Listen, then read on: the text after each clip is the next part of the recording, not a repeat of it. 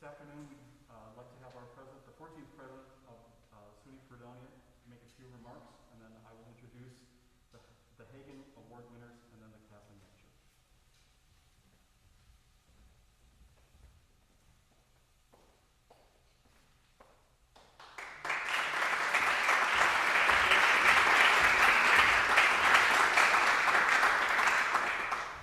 Hello, everyone. Let me first say thank you for taking the time to be here this afternoon. I really find very high value when we take time to recognize our colleagues who distinguish themselves in such special manner in their work, in their creativity, in their research, in things they do that set them apart from most people. So this morning, I was watching the news early this morning, and there was a discussion about the Russians taking one step in filming a movie in space, and just how they are ahead by maybe a few months ahead of Tom Cruise, one of my favorite actors. And so they wanted to talk about the LA space race. And the last time I was here for this same occasion, I did discuss with the audience my love for Star Trek. And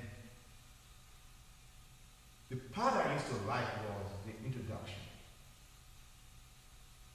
And especially when they got to the place where they said to boldly go where no one has gone before. To boldly go where no one has gone before. I hope I'm quoting it correctly. But you get it. If you watch it, you get the message. That is special. When you take this step into the direction where others have not gone, you are privileged. You bring about something that others did not know. And by so doing, you enrich the lives of others. I think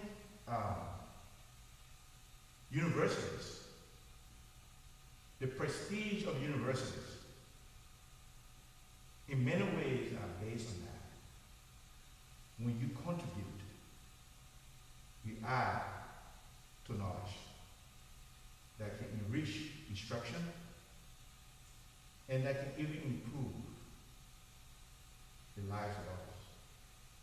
And so for me, this is a very special occasion. And I'm glad you're here to celebrate this occasion. I want to congratulate our colleagues, Dr. Reese, also Dr. Nick Weiser, and also Professor Natasha Farny, for bringing such prestige to this university. Students today have tremendous information at their fingertips when they are making choices about where to go. Some of them even go as far as looking at the professors to see what their contributions have been to knowledge in so many areas. And so this is special. We should do more of these things at the university, where we acknowledge and then we recognize. I will even go as far as saying, and we reward those achievements. So I just want to say this, and I want to thank you for taking the time to be here.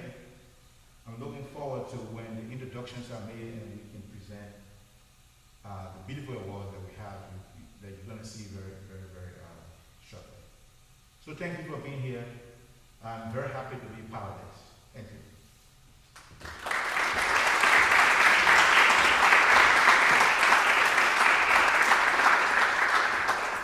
Thank you, Dr. Collison. I also agree with your comments that it's a wonderful thing to have our colleagues, my colleagues, represent so well the School of Music and their contributions not only to scholarship but also to creative activities. The first person I'd like to introduce to you is Dr. Jill Reese.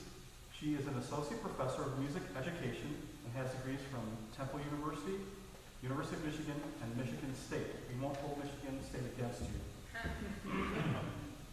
Since her hire in 2012, Dr. Reese has published 2 books and 4 book chapters in edited publications, including the Oxford Handbook of Assessment in Music Education.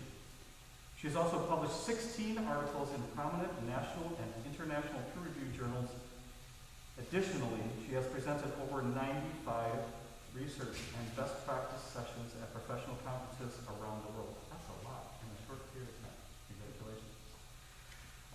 In addition to that, Dr. Reese has earned a number of honors and 13 grants for research and teaching, totaling over $20,000. Dr. Reese, thank you so very much.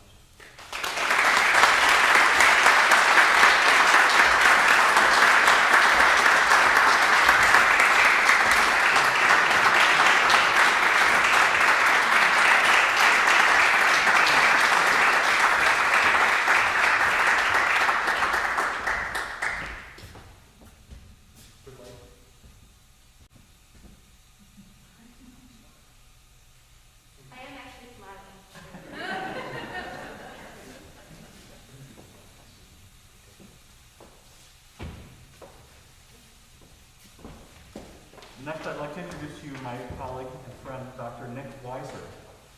Nick is an assistant professor of jazz studies and winner of the Downbeat Magazine's award for outstanding performance in 2019. He received degrees from the University of Kansas and at the Eastman School just down the road, a master's degree and a doctoral degree.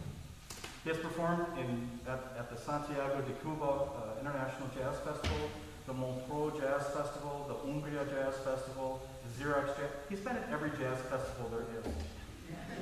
He really is quite fantastic, and I appreciate that very much. He's played with amazing, talented people. He has CDs that are being re-released with tubist Justin Benavides, trumpeter Frank Gabriel Campos, and Weiser's own jazz trio, the 13 Degrees. Do I have that correct? Okay. He's in the process of recording his own solo piano album to be released soon, and he's also a recipient of the Williams Visiting Scholar Award that he used to bring in jazz vocalist Kim Nazarian. Nick, thank you so very much.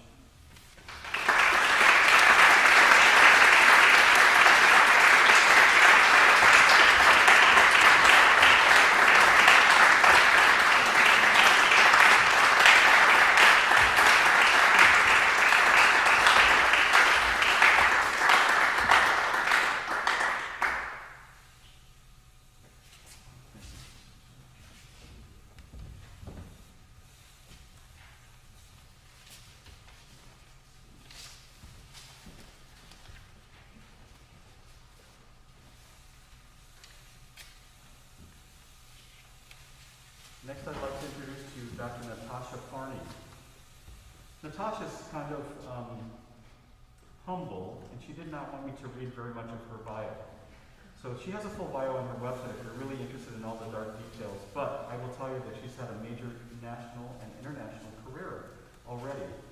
And the things that she wanted me to point out, I will share with you now. For this presentation, her research on women composers has ushered her into several new directions. She's been asked to give numerous in-person and online lectures for colleges and music festivals on the subject. Her paper was accepted at an international musicology conference last year, and she's assigned a lot of music by women composers to all of her cello students. Her paper, Worthy of the Canon, Romantic Cello Sonatas by Women, was accepted for publication in next summer's issue of the College Music Symposium. It is my honor to welcome Dr. Natasha Farny.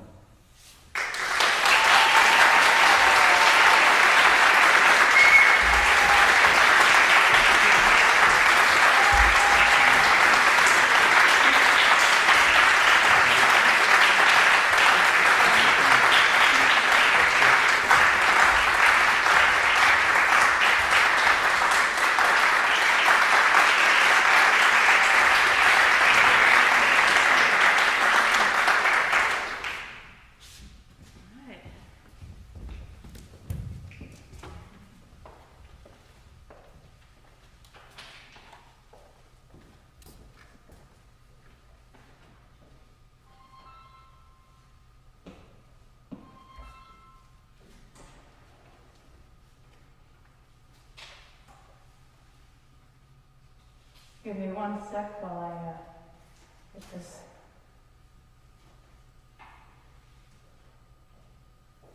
You can tell I've not done this very often.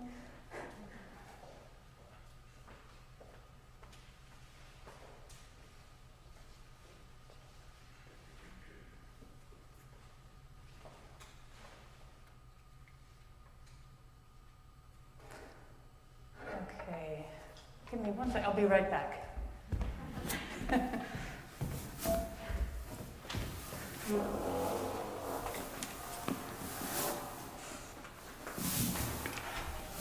Yeah. So I just realized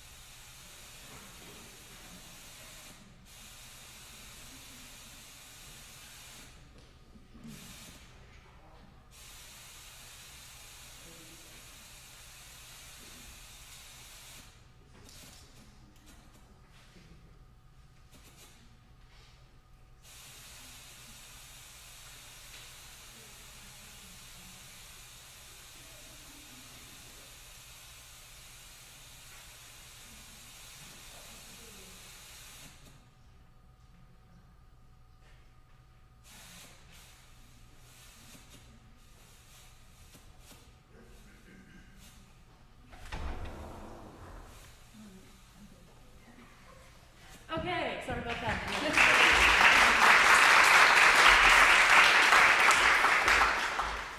I've learned many things about technology in the last few days, including this is a laser pointer, never used it before, very exciting. I want to thank you all so much for coming to hear my lecture today. Thank you to President Collison and Director of the School of Music, Daniel Ehas, for those beautiful opening remarks. I wanted to say a special thank you to my wonderful duo partner, Eliran Avni, who will be playing with me today. I feel so honored to be a part of such a great duo. He's given me so many ideas about how to make great music, and it's been a really life-changing experience for me. Also, I wanted to thank distinguished Professor Jim Davis for his recent help in my writing. which is a new interest of mine. And also, I want to give a thank you to distinguished Professor Jim Pierkowski, who has given many Kasling awardees over the years, including myself, a huge deal of help in leading us on our way. It's a bit of a complicated process, and we couldn't have done it really without you, Jim. So thank you. Also, I'm just so grateful for all of you to take some time out of your day to be here today. I'm deeply honored to receive this award and to join this August Society of Fredonia Scholars. I'm really looking forward to getting to know everybody on the committee.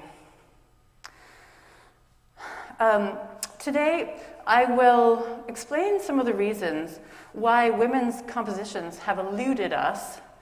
I will highlight several works, and I will share some resources for all of you who love music. I was very lucky to attend several fine institutions, and I'm so thankful for the inspiring learning opportunities that I received there. However, I recently realized during all my years of study that I was never assigned a work by a woman. That is, a musical work. I did read many books by women, but I never played a musical work by a woman. Over the years, I have entertained vague thoughts that perhaps women didn't compose well in the past. Since I knew successful living women composers, this idea seemed unfounded. If they had existed, why were they hidden? This missing information in my past was not necessarily endemic to the schools that I attended, but a worldwide societal problem, stemming from centuries of traditional, entrenched misogyny. Turns out I wasn't alone in my curiosity. In fact, during the time that I was growing up, there were festivals in US and in Europe exploring women composers. Here you can see when people in the 70s started organizing. And here are some of the continued efforts of the newer generation. Frankly, it is remarkable that we know of any women composers from the past. Educational barriers were in place for centuries. Think about why we know the name and music of Abbess Hildegard von Bingen. She was an active composer from the 12th century simply because her community needed her work. Being cloistered away from the world, including men who wrote music, with, of course, no internet, and, never mind, a printing press, the nuns had to make do with their own music for religious devotion. Throughout the 15th and 16th centuries, music in Europe was taught at cathedral schools and in the guilds, both of which were closed to women. Music conservatories became more common in the 19th century, but coeducation was rare for women. They were eventually accepted into performing arts programs, but oftentimes women were barred from the men's classes in harmony, orchestration, and counterpoint. Many male musicians were concerned during that time that music would become feminized if women were allowed into the field. 19th century society promoted the idea of feminine weakness and emotional instability, believing that a woman couldn't handle challenges beyond the spilled milk and laundry duties of home. One can find numerous articles assuming a necessary connection between the greater physical strength of men and increased creative or mental ability, such as this one from 1888. Here, Chicago music critic George Upton argues that women were too emotional and therefore unable to pursue the rigors of composition. He said, "But to treat emotions as if they were mathematics is possible only to the sterner and more obdurate nature of man. But even assuming that woman had the disposition and the leisure to devote to musical composition, would she then succeed? The bluntest answer to this is that she has not succeeded when she has had the opportunity." This statement ignored both the numerous hard-working female composers of his day, as well as the institutional barriers restraining women. It can be paired with this statement from Brahms's friend Elisabeth von Herzogenberg. She was a great pianist, first taking piano lessons with Brahms and then becoming a trusted advisor. After getting married, she found it impossible to compose with the demands of running a household. She wrote, quote, "I could often weep to think of the time I have lost, how badly I have husbanded my little talent," playing the piano and composing. "And now, here I am, for all my artist's soul, in the bands of wretched dilettantism." The great English composer Ethel Smythe became acquainted with Brahms and his circle during her years of study in Leipzig. While she admired the playing of Brahms's colleague, the great violinist Joseph Joachim, she also enjoyed poking fun at his traditional approach to gender. This amusing anecdote deals with the question of physical strength and mental ability that I mentioned earlier. Quote, "Joachim once laughed at me for inquiring if tone depended on muscle. Of course I knew it didn't, but was setting a little trap for him into which he obligingly walked. And when I went on to ask why, if that was so women were kept out of orchestras," this was in the 1890s, "he stared and then said slowly, 'Well, I never thought of that point.'" Elisabeth von Herzogenberg's heartbreaking dismay at her unrealized talent and her behind-the-scenes work with Brahms links back to my title. Here you can see a depiction of the 9 muses from ancient Greek mythology. These female goddesses each had a different specialty in the arts, such as heroic poetry, or music, dance, comedy. When an artist prayed to his particular goddess, she would deign to offer inspiration to him. We still refer to the muse today as a way of attributing wherever our inspiration comes from. And I'd like that for my lecture today on music, it shares the same root. Here's a painting from the 17th century showing divine inspiration received by a man and delivered by an androgynous or female messenger. It is interesting how the old stories we tell become truth and hamper our ability to imagine a different scenario. Instead of the female element being hazy and mysterious, indeed a mere thought, while the male is the hardworking creator, why not change the storyline and welcome all genders to receive insight and produce something wonderful? If you are still not sure what the fuss is all about, here's a rhetorical question for you. When you think about your 4 favorite female authors, or female tennis pros, or female comedians, can you think of 4 female classical composers? If that's a challenge for you, I have some answers. So let's start with music.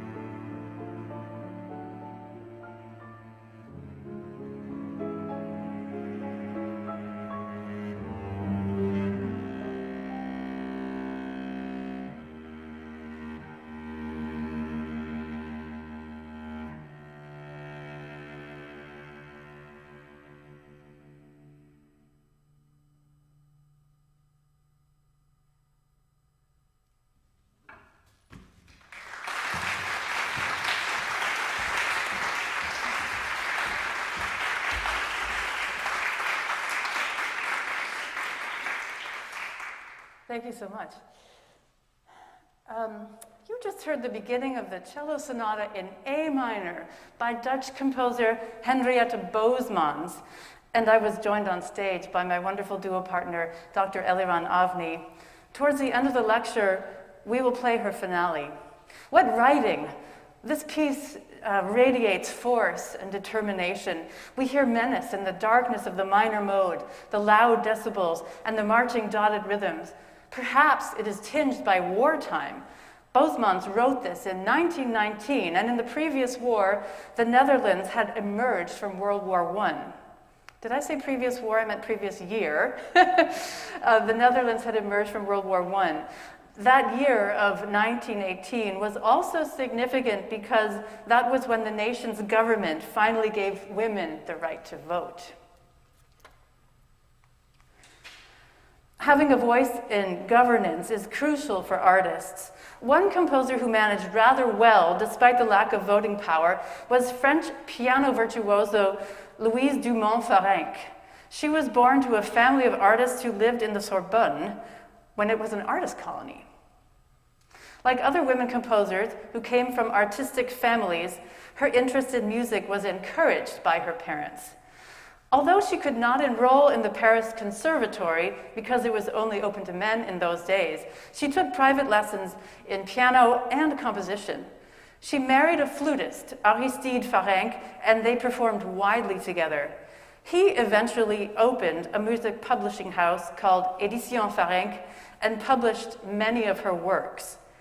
Madame Frank's reputation as a fine concert pianist and teacher increased so much that she was offered a position at the Paris Conservatory in 1842. She was the only woman to be appointed to the Paris Conservatory during the entire 19th century. This was an important step for her career as a pianist. However, she found that working conditions were not equitable due to her gender. A male pianist of much lesser renown was hired at the same time, but paid twice her salary. Equal pay for equal work is something that we are still fighting for today. Madame Frank eventually convinced the administration to raise her salary. However, they never entrusted her to teach male students. She twice was awarded an important composition prize called the Prix Chartier, an honor that only 2 other women received during the 19th century. Other notable French composers to receive this award included Edouard Lalo, Gabriel Fauré, César Franck, and Charles Dancla. In this recorded live performance of her cello sonata, listen for the elegant early romantic melodies supported by the transparent texture in her accompanying lines. Classical and early romantic works were known to be her favorite genres to perform. Since Mozart didn't write cello sonatas, we are grateful for this work by Louise Frank, which captures many traits that earlier composers might have used. Oh dear, this is not going the way I wanted it to. Okay, there you have Louise Frank, and here is the video.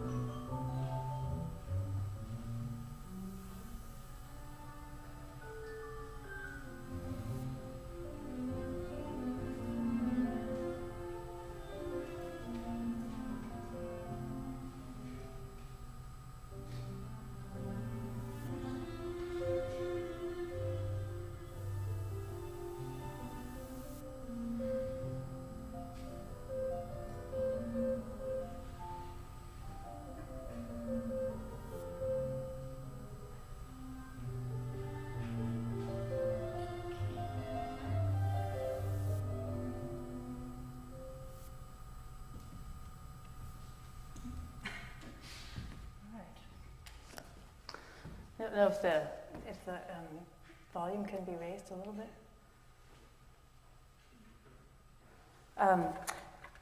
Maybe we can, I have one more video for you, so I want to make sure you can hear that. Okay. Here you see behind me, Dame Ethel Smythe. Does anybody know this name? Yeah, oh good. One of England's most decorated composers was Dame Ethel Smythe. She was a brilliant woman with an indomitable spirit. She grew up in a conservative household in England.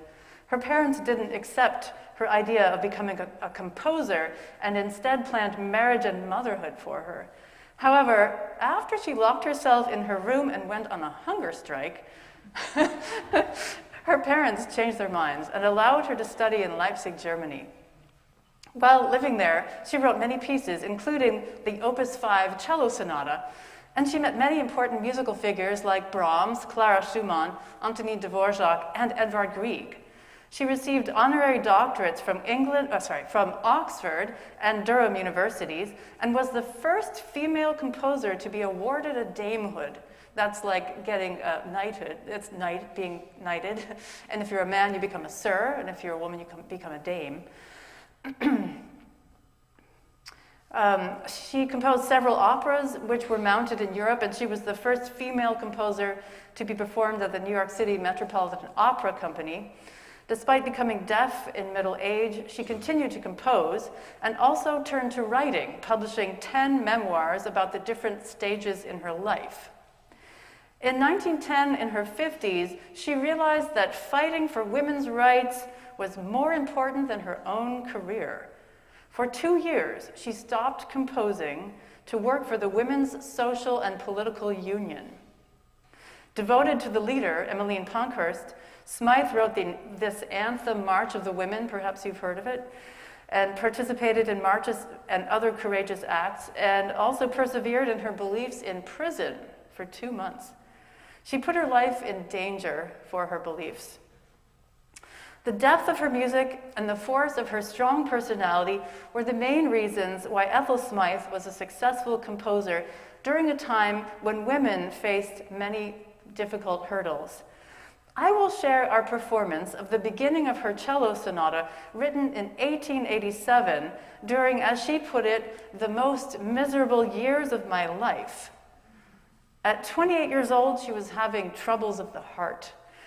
We can hear an aching sadness emerge breathlessly in fragments, gradually outlining a rising scale in A minor. In the piano, low 16th note pulses royal underneath in destabilizing offbeats.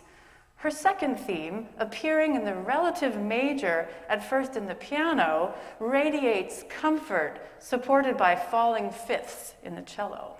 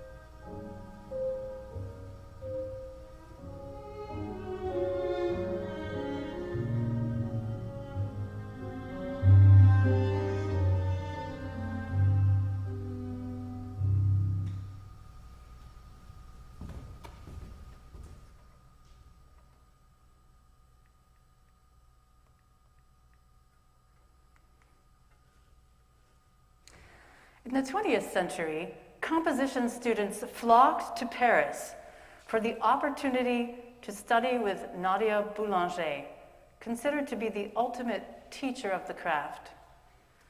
Nadia taught numerous great composers like Darius Milhaud, Aaron Copland, Elliott Carter, and Quincy Jones.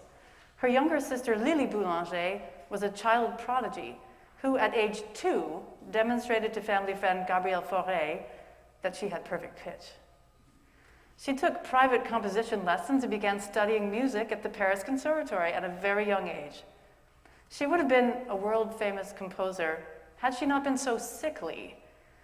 Although to be human is to carry the awareness of mortality, Lily Boulanger faced death continually throughout her life and could only compose in short bursts whenever she had the strength. It is a tragedy that she died from her illness at the age of 24.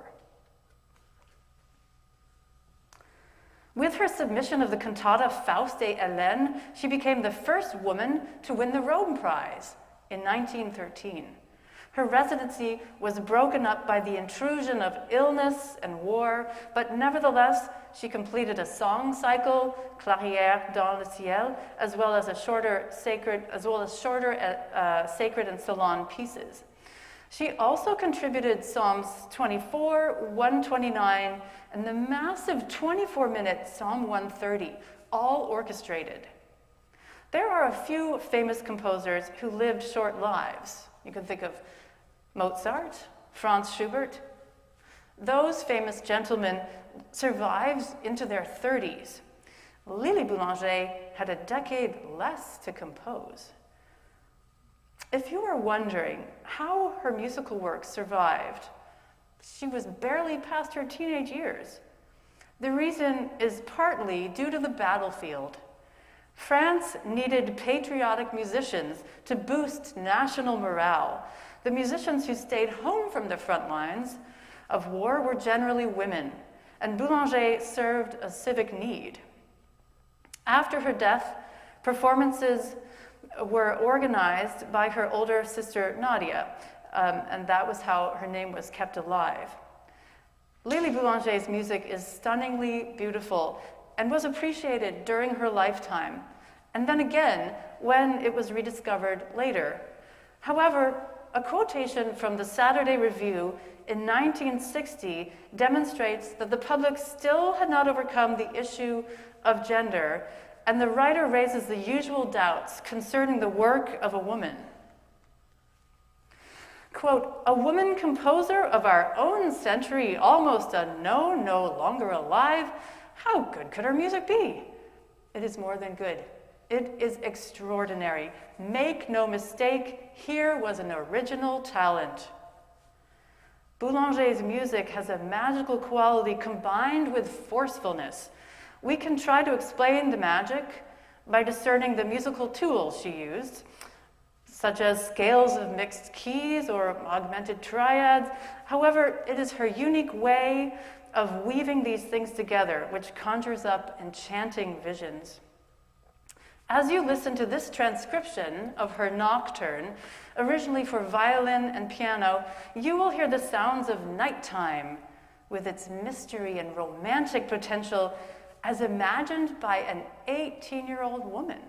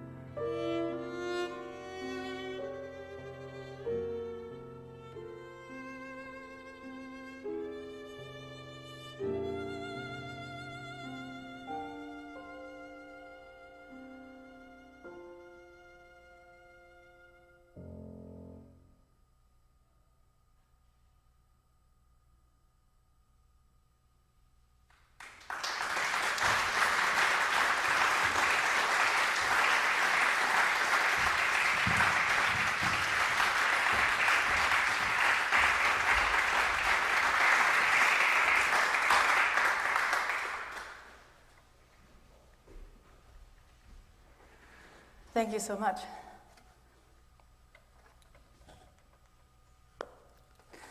Born in 1895, Henrietta Bosemans became a great pianist thanks to the teaching of her pianist mother, Sarah Benedict Bosemans. Her cellist father had died of tuberculosis when Bosemans was a baby.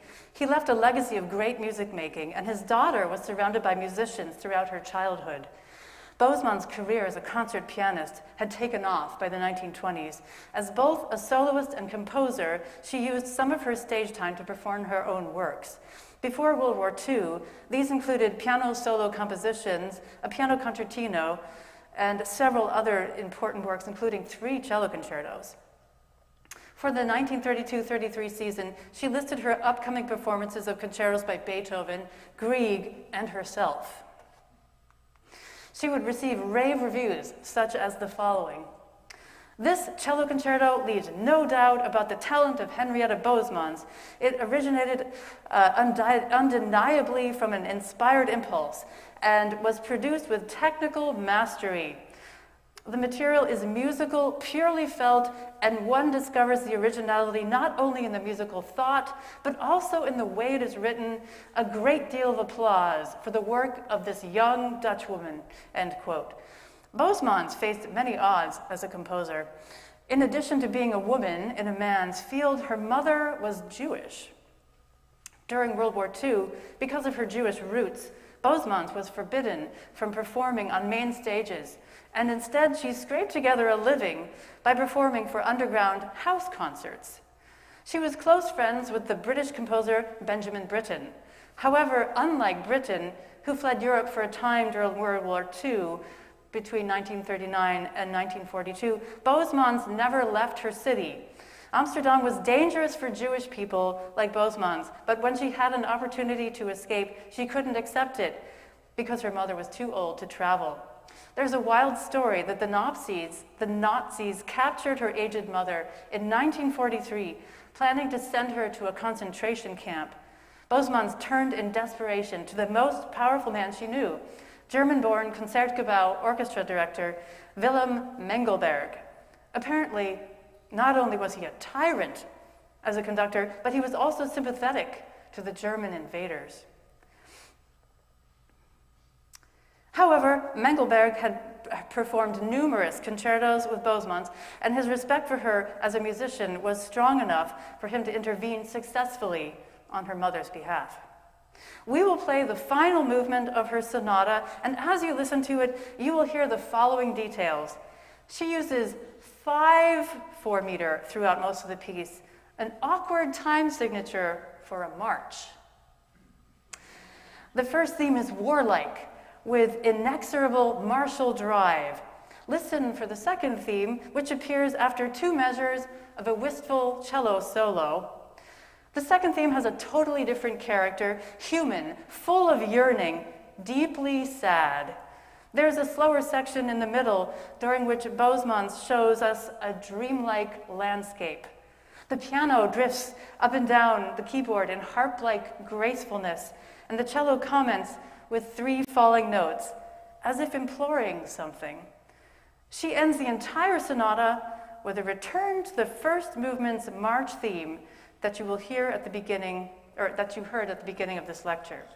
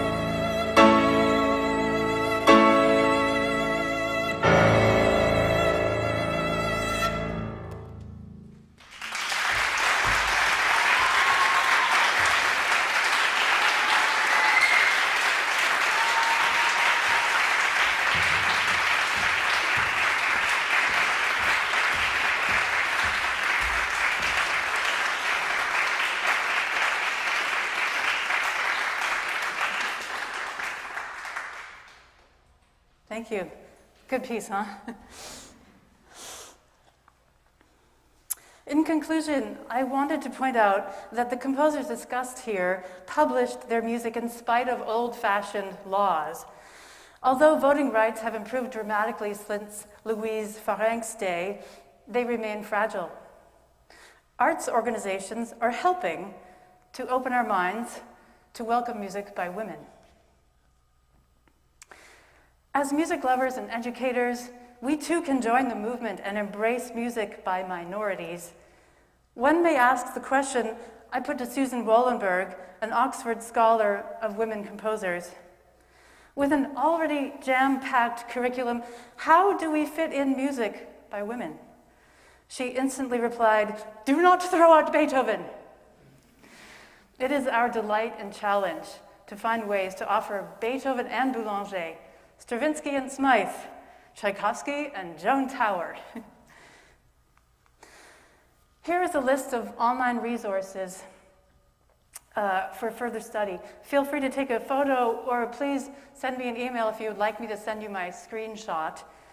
I have, see, does this work? I don't know if you, no, it doesn't seem to be working. At the very top, you see general information, and then there's some instrument-specific sites. There's one for brass, I noticed.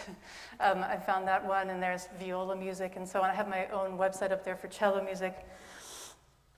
Yeah, and then for the very last screen, if you like what you heard, please come back to Rausch on December 3rd, and you will have the full program that we have from the Shadows, which includes that Bosemont Sonata. I will be happy to take questions. Thank you so much for listening to my lecture.